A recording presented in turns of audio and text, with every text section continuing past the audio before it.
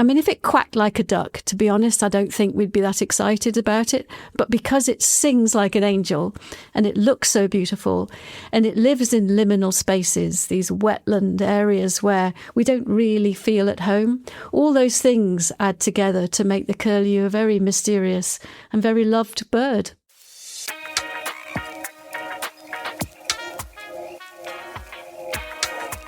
Welcome to another episode of Rewilding the World. I'm Ben Goldsmith, and I'm very excited to be sitting here with Mary Colwell, who has become really a champion for nature, and specifically a champion for the iconic and much declined curlew. I saw Mary speak at the Groundswell conference and hustled up to the stage and said, Mary, please, will you come and talk to me on my podcast about curlew, about the decline of nature in Britain, and about how rewilding is such a vision of hope and optimism and how we can rebuild what we've lost. Mary, thank you so much for taking the time to join me. Oh, it's a pleasure, Ben. Mary, I'm embarrassed to admit, heard a curlew once in my life, which really says something. I went to Geltsdale in the Pennines with the RSPB and others, and the haunting cries of the curlew wheeling above my head was something so iconic, and I felt it deep in my soul, really, and a sense of sadness that I'd never heard this bird before, because the curlew was once common everywhere. Can you just tell me a little bit about the curlew and about its former abundance and why it was just such an omnipresent and important species in Britain? Yeah, knowing just how widespread it was and knowing exactly the numbers isn't as easy as you might think. I mean, it's a bird of wet grasslands for the breeding season and coasts and estuaries in the winter. And as you say, it has this beautiful haunting call, this bubbling that seems to just be a cry of the earth, really. But how widely they were distributed is hard to say. We've just been recently having this debate, actually, because conservationists were saying, well, I think they used to be a lot more common in the fens, and we need to get back that wet fenland habitat of East Anglia. But actually, I'm not sure, because John Clare, the poet John Clare, never wrote about them. So if they'd been common 200-300 years ago, we would have known through art and literature, but they're not referenced. So maybe they've never been that widespread in the lowlands. So we don't know. But the point is, however widespread and numerous they once were, we do know that over the last 50 years, their numbers have absolutely plummeted. In some places, catastrophically by 98%. Say that's in Ireland. Wales, 80 to 90%. Southern England, about the same amount. So they really are only holding on in anything like sustainable numbers in the uplands. Can you describe for me what a curlew looks like and just a little bit about its behaviour? Because it's a long-lived bird with quite niche nesting requirements. Yeah. Well, okay, so what it looks like, if you imagine it's a bird about the size of a duck, and it's got a long downward curving bill and long legs, and it's supremely adapted for digging into the soils, getting out worms or shellfish, or winkling under rocks for crabs and that kind of thing. So it uses its bill very much as a sort of excavating tool. It's very, very sensitive at the end of the bill, so it can feel for all those little invertebrates in the soil and things like that. So it's fabulous. It's got a little independent opening bit at the end of its bill. So it looks like a long-legged, long-nosed ballerina, I think. And it sounds like its call is utterly beautiful. It weaves the major and the minor keys together in a way that creates a sound which we can't quite decide whether we think it's happy or sad, whether it's ecstatic or full of pathos. So in us, it creates quite a lot of emotions, which is, I think, why people have locked onto the curlew over generations and written poems and music about it. I mean, if it quacked like a duck, to be honest, I don't think we'd be that excited about it. But because it sings like an angel and it looks so beautiful and it lives in liminal spaces, these wetland areas where we don't really feel at home, all those things add together to make the curlew a very mysterious and very loved bird. And they migrate in winter. Where do they go? They do. They all breed kind of inland, either in farmers' fields or a bit further up onto moorlands. Then come the winter, some literally just hop down the road and go to the nearest estuary or the nearest coast. Others pack their bags and travel a couple of thousand miles. And there really seems to be no pattern to that, other than the birds from the cold and northern areas of Europe come south and west. So we welcome thousands upon thousands of curlews from Europe in the winter, where it just gets too cold and inhospitable for them. I want to talk in a minute about your famous Curlew walk in 2016, a 500-mile trek from Loch Earn all the way, I think, to Lincolnshire coast to talk about the plight of this bird and the work that you've done specifically to save the curlew. And there's a story of such optimism, the founding of Curlew Action. Before we do that, can we talk about the sad side of things? What happened to the curlew? Why have they collapsed in number? And of course, it's a reference species in a way, because a whole bunch of other species, redshanks and other wading birds, have declined with the curlew. So it points to something that's a sort of unraveling of the ecosystem that's unfolding before our eyes. That's why, for me, the curlew is so iconic. The curlew finds itself right in the middle of some of the greatest environmental issues we face in the 21st century, which is why I find them so fascinating and also so motivating to work on. Because if we do protect the curlew, we really are addressing some of the biggest issues which are forcing the declines of many of our species. So the poor old curlew finds itself right in the middle of intensive farming techniques, in the middle of the spread of cypress spruce plantations, in the middle of high levels of predation, in the middle of development, widespread development across the country, leisure, disturbance, sport, shooting, dog walking, you name it, the curlew is affected by it. So if we can get conditions that are kind to curlews, if we can take all those really massive issues, find a positive and a balanced way through so that the curlew has a chance to keep its numbers stable, but we also don't halt everything else that this country needs to do, because let's face it, there's lots of things that we need to get right, not just curlew numbers. We have to find a sensible, thoughtful, balanced way forward for wildlife. And the reason I find curlew so fascinating is that because it makes us think about these big issues. So I don't think you could throw a big issue at me and I'd say that's nothing to do with curlews. Everything is to do with curlews. And as curlews live in a variety of habitats across farming fields to sort of rivers and estuaries and mountains, we pretty much protect many other things as well. So I live in Somerset, which is dairy country. And quite early in the spring, kind of late April, early May, depending on what the weather's been like, the mowers come out to cut the fields for silage. We'd cut the early grass and bale it up in plastic bales to make feed for cattle. And I guess that's the reason why there's nothing much nesting in those suspiciously electric green fields that surround me in all directions as far as the eye can see. The West Country presumably had lots of curlews and doesn't have very many left. What do we do about that? Because isn't the cutting of silage, even if you do end up mincing whatever grass snakes or hares or wading birds are nesting in those fields, isn't that an integral part of modern dairy farming? Silage is a massive issue for curlews. As you say, the earliest eggs, the average first egg is laid around about April the 21st. Lo and behold, about the time we start cutting silage in many of these big lowland fields. And as the weather has been so unpredictable and we have climate change effects happening everywhere, farmers get silage when they can. Now, there's quite a pressure to get the food in. Now, they're doing it because there are so many animals in this country. We drink a lot of milk, we eat a lot of meat. All those animals need feeding over the winter months, and so we need silage. So we have a really difficult situation that we need food, we need silage, we need milk and meat, but we also need to leave some space for ground nesting birds. So this is a typical example. How do we find a way through that? And you can't do it other than being quite specific. There are only about 500 curlew pairs nesting below the Pennines. So that's actually not that many fields, So if you can pinpoint where the birds are, you can talk to the farmers, you can work out a way to protect the nesting birds from predation, you can work out with the farmers how to leave enough area around the birds so they don't get chopped up, then you begin to sort of see that we can do this. The thing is, it's not can we do it, it's do we want to do it? And are we willing to put the time and the money in to finding the compensation so that farmers don't feel out of pocket, or that we can find them alternative sources of silage? Are we prepared to put the hours and the money into doing what we need to do to protect them? None of this is rocket science, Ben. All of it is solvable. The human side of it, the will side of it, that's the issue. So in other words, a precision approach using, for example, drones to pinpoint where the nests are, and then farmers being encouraged to mow around those nests. So that works well with great bustards on Salisbury Plain and some of those arable fields and so on.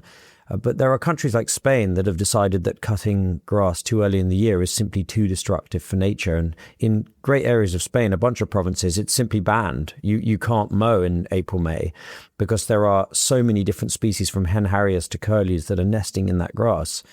Is the practice of silage itself not something that we need to look at in totality? Or is it unrealistic to imagine that modern day livestock farming could happen without the practice of cutting silage? I think the way livestock farming, the way we produce milk and meat at the moment, needs silage.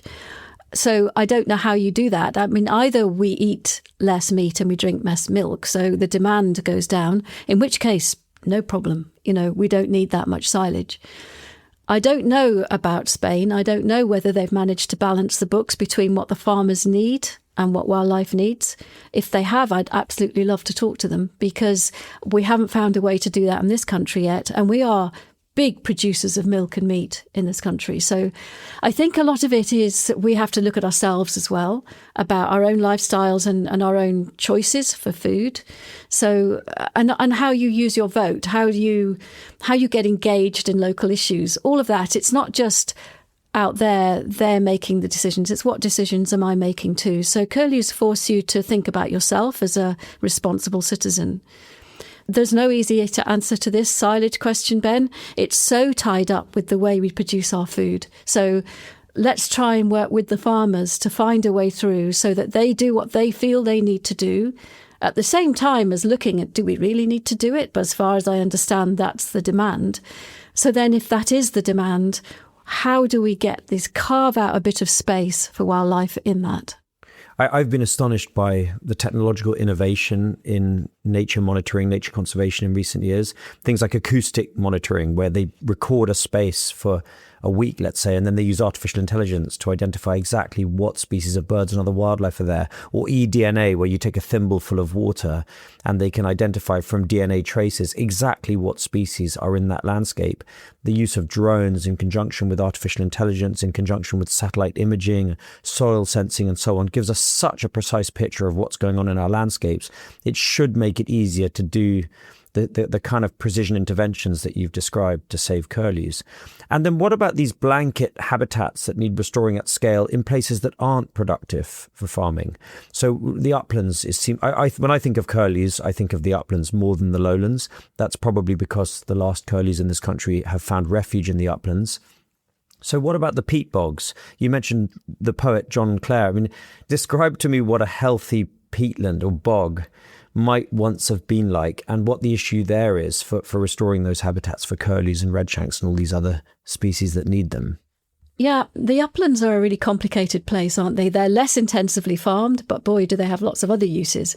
So we expect our uplands to be places where we take leisure, where we put infrastructure like wind farms. We increasingly and dramatically increasingly planting forestry on it. The sheep numbers have gone up and down and have been very, very historically very high levels of sheep farming in the uplands. There's a lot of shooting interests in the uplands. So, the uplands they're different to the lowlands, but it's not an untouched wilderness by any means. So the same rules apply. What do? You take any given area and say, how are we using this area at the moment?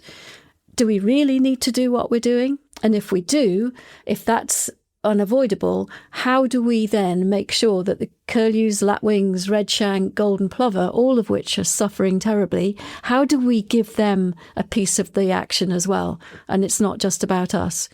So it's hard to say, let's have a blanket response to the uplands, because the uplands are as complex to me as the lowlands. They just have different uses.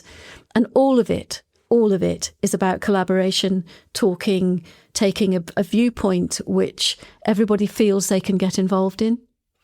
But re-wetting the bogs at scale, which is now starting to happen in Scotland and Ireland in particular, must be incredibly helpful to the curlew. Very, really, really helpful. They love wet areas.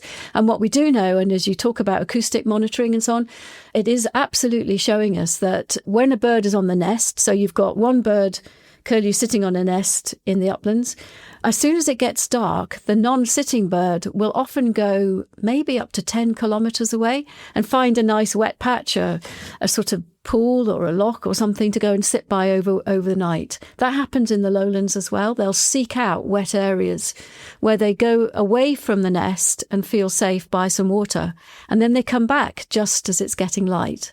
So we do know that wetlands, re-wetted bogs, are just so important. And in this very dry weather we've been having this year, for example, if bogs have been drained, and a lot of the uplands are very dry, way too dry, we do need to get them re-wetted, because not only do they store more carbon, they also are much better for birds that need to get their food out of the soil, like waders. They can do that in wetter soil far better than they can in dry. So if I went up to one of these intact bogs somewhere in the uplands of Great Britain or Ireland, a place where there's still lots of curlews, what other species would I find living with the curlews? Well, in a sort of healthy upland, you should have golden plovers, you should have oyster catchers, you should have lapwings, you should have dunlin, you should have meadow pipits, you should have hen harriers, you should have merlins, you should have short-eared owls, you should have a whole suite of things all living together.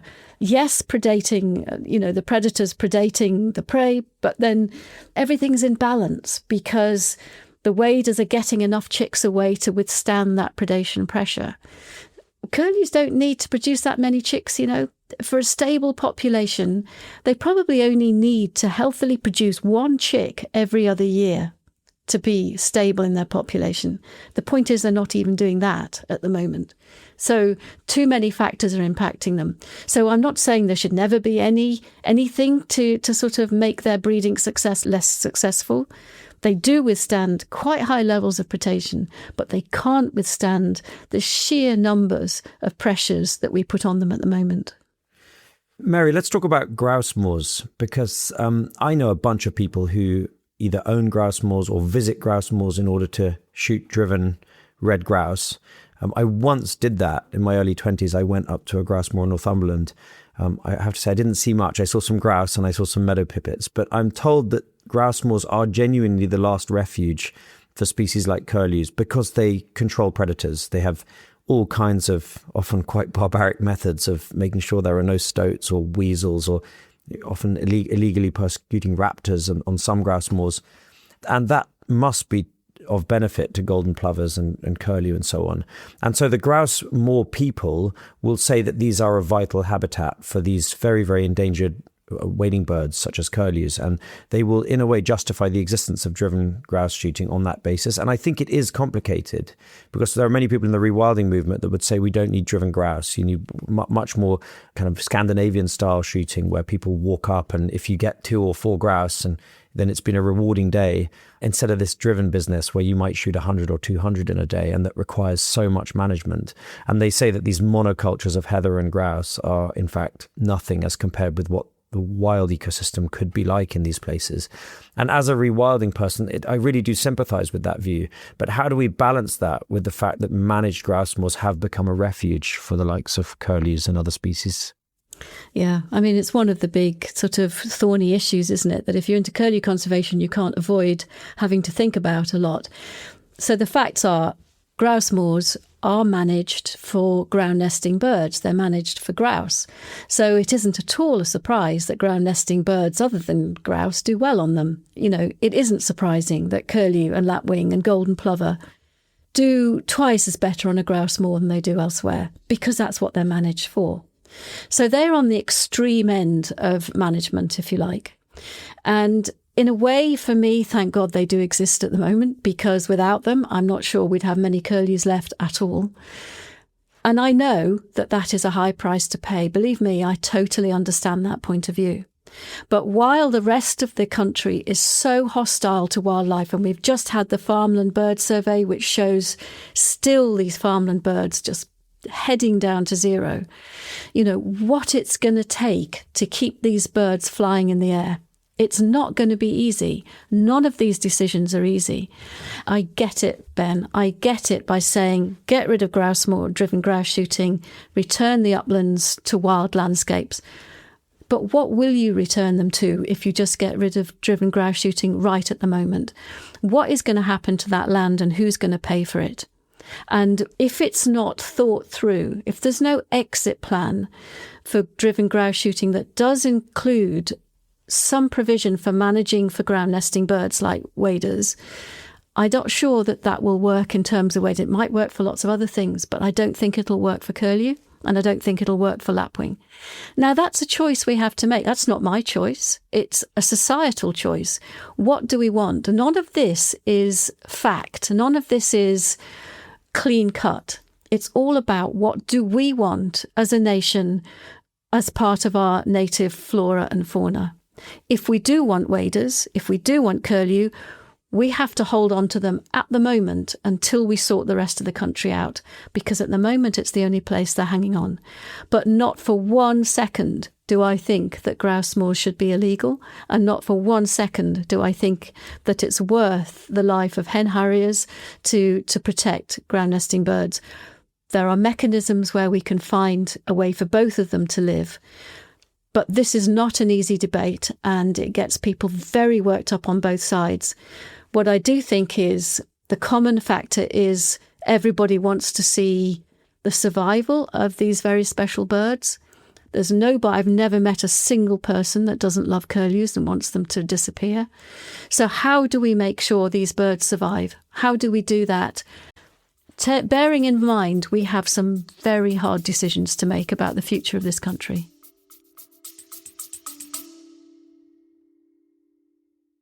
This episode of Rewilding the World is very kindly brought to you by Uni, that's UNI, the world's first nature-friendly line of luxury body care.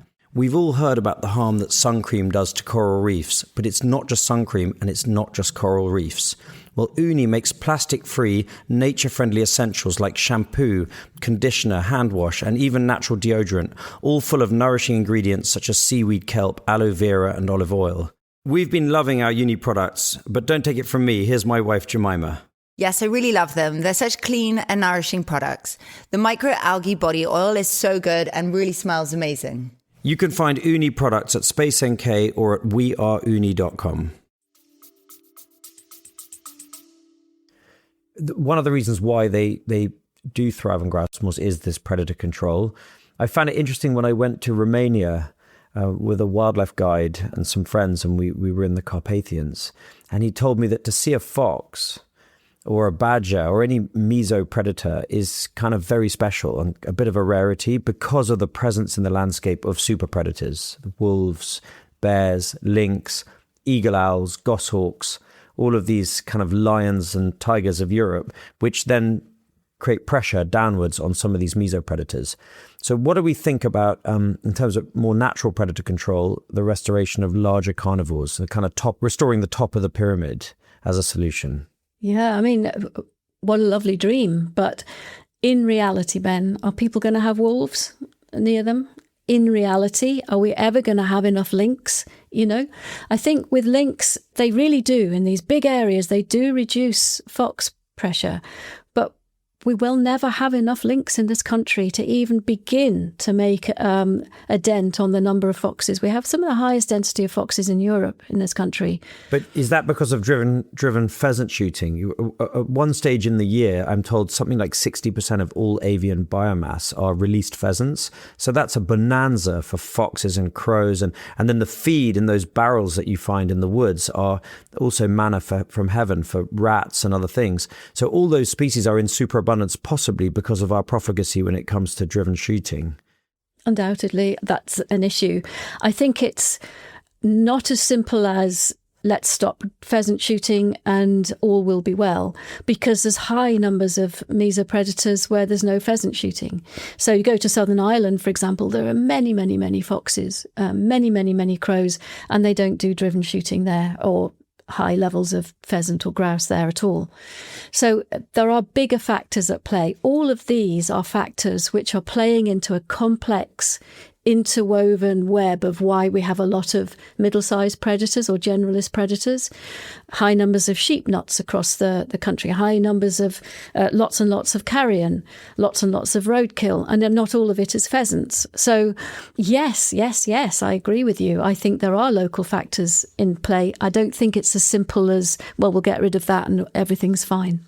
Most of our uplands aren't grouse moors. Most of it is sheep pasture, miles and miles and miles of sheep pasture, which the British public is starting to understand isn't quite as wild as they might have thought. That idea of, I can see a long way, the contours of the land are dramatic, my mobile reception is scant, and therefore I'm in a wild place. That's starting to diminish, and people are starting to yearn for more scrub, more wildlife, more birdsong, more wildflowers. And the key, of course, is to switch, in my opinion, mostly away from sheep, which is a non-native herbivore, towards the kind of native herbivores that were predominant in our agricultural systems in the past. Native cattle, principally, with some pigs perhaps some semi-wild ponies. Have you seen the videos of sheep eating curlew eggs and baby curlews that have appeared on social media in the last year or two? And what do you make of that? Oh, yeah. I mean, of course, it's horrible. It's horrible. And why are they doing that? Probably because they need the calcium, so they're looking for the minerals, aren't they? We have been through, in the 70s and 80s particularly, this awful period of headage where farmers were paid for the number of sheep they had rather than on any other metric. So they were paid for numbers, and that drove a terrible, terrible legacy, particularly in Wales and parts of the Lake District and the uplands. Awful. There are fewer sheep now, but still very high numbers. So we do need to reduce the numbers, definitely. But there is a human factor in here as well. And there is a human sort of legacy of farming, upland farming, which is very dear to many people in this country. And we can't just dismiss people out of hand. So we have to work with upland farmers to say, what can we do together, which allows you to maintain a way of life and something that's precious in our heritage, but that doesn't trash the environment, which lots of sheep undoubtedly do. It's a matter of scale, isn't it? I mean, we've had sheep for hundreds and hundreds and hundreds of years, but the decline in ground nesting birds has been really over the past 50 or 60. So it's not that all sheep are bad, it's the numbers that we have at the moment that are bad. And we have to find a way to be a lot more measured in how we view these problems. Yeah, I saw an estimate somewhere that there were approximately 1 million sheep in all of the British Isles at the time that Beatrix Potter bought her place in the Lake District so famously. And there are as many as between 30 and 40 million, depending on the time of year now. So a massive expansion. And I agree with you. I think nature recovery, especially in our remoter landscapes, need to be led by farmers. We need to create the conditions in which they feel empowered to shift away from a more intensive approach with sheep towards a more extensive approach with native herbivores. I was just in the Netherlands and saw with my own eyes the importance of native herbivores, just the abundance of life, the murmurations of starling, the swallows, the house martins, the enormous thrumming and humming of life around these herds of wild horses and these herds of native cattle that they've got there. And I realized that it really is in our hands to have it all. We can have farming and food production and culture and heritage and abundant nature, but it does, in my opinion, involve a significant switch away from sheep, or away from large numbers of sheep, back to those native herbivores, which would presumably benefit the curlew. So I want to talk to you, Mary, please, about your Curlew walk in 2016. The Curlew Moon is an absolutely beautiful book that you published in 2018. You discovered this species and now you're devoting your life to it. Can you just tell me how that came about? Why did I do the curlew work? That's actually quite a difficult question to answer, other than, I don't know. I had this growing, and it was over a few years, sense of foreboding about the curlew. I worked at the BBC Natural History Unit, and when I was in the radio offices, lots and lots of info kept coming through, particularly from Southern Ireland at the time and Northern Ireland, saying, you've really got to start shouting about this because the birds are literally in free fall. And as I love curlews, that was a sense. Suddenly something snapped. And I don't know why we make the decisions we do, Ben. You know as much as I do. But suddenly you decide you've got to do something. And I decided the only way to do it, because I probably am a journalist at heart more than anything else, I have to go and find out the truth as I see it, as I am told it. And the only way to do that is go and talk to the people. Go and see it by yourself. Don't ever, ever go to source. Isn't that, you're a journalist as well? Go to source. Don't ever take secondhand information as being the way it is. And so you have to go and find out yourself. And the Curlew Walk was designed to do that. And I did find out, I found out all about these complex issues to do with farming and forestry and predation and habitat loss and draining and blah, blah, all of it. And all that went into Curlew Moon. And then I organised 4 national conferences off the back of that. And once that had taken off, it's just grown and grown since then. But, you know, Ben, I very often get asked this question, how do you start to make a difference in conservation? And I think the Curlew Walk was an example, and my story is an example. All you can do is pick something to love and just love it with all your heart. Just love it. Just love it with every fibre of your being, you know. And I don't mean love in the pretty pink roses and looking at a sunset way. I mean love as we know it to be, which is gritty and it's real and it demands absolute commitment and resilience and never giving up and keeping on going, even if you don't want to keep going, even if you get pummeled by lots and lots of people, even if you put your head above the parapet and you get shot at, it doesn't matter, you keep going. It's like watching a rugby international. You know, you grab the ball and you keep ploughing to the end and you just don't let anybody stop you. That's what it's about. I mentioned I'd just been in the Netherlands looking at some of their rewilding areas, and I urge you and anyone listening to this podcast, go and see what's happening there. Go to Oostvaardersplassen, a 15,000 acre re-wetted, rewilded kind of Serengeti of the Netherlands, just 40 minutes from Amsterdam, and some of their extraordinary river corridors that have been widened and rewilded, and wild horses running through the cities. I mean, you can't quite imagine what they're doing there. But one of the things I learned from the ecologists I met was this idea of being on the offense and not just the defense. They said, of course, the defense is necessary. We have to protect what we've got left, but we have to be courageous and go on the offense and try to reclaim what's been lost. How do you feel about some of the fast starting and other curlew initiatives that are going on where eggs are being harvested from one place where they're in danger, MOD sites, for example, and then either hatched out in incubators or put under wild curlews? How does that work? And are you a fan? Oh, I think it's another conservation tool, which seems actually, as we've been doing it for a few years now, seems to be paying dividends. So head starting, as it's called, taking eggs out of the wild, raising them captivity, releasing the chicks just at the point of fledging, gets them through that really dangerous egg and young chick stage, which is where all the problems are. So head starting really does have a role to play in very endangered birds like curlews and others. So yes, big fan. The eggs would be lost anyway, so why not try and do some good with it? It is expensive though, and it does require money, time, people and commitment to do it. So it's not something that you can just say, oh, I'm going to head start tomorrow. It's quite a complicated process. But if you do get it together, it's great. So yeah, I'm a fan. Let's do what we can. Let's grab the ball and run with it.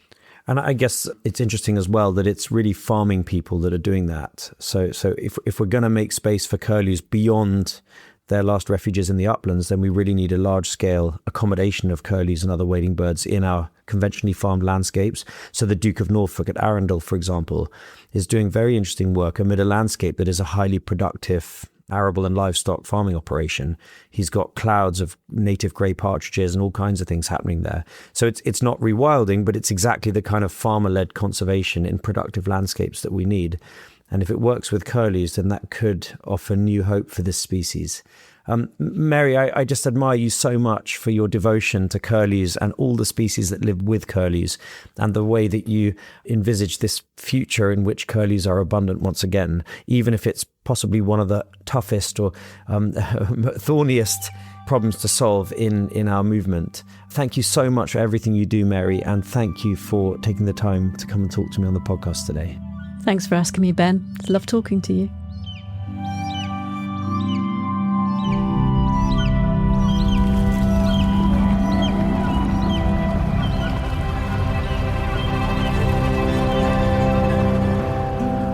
Mary Colwell really has been an inspiration to me for so long, and I feel very lucky to have had her here on the podcast to talk about the magical curlew.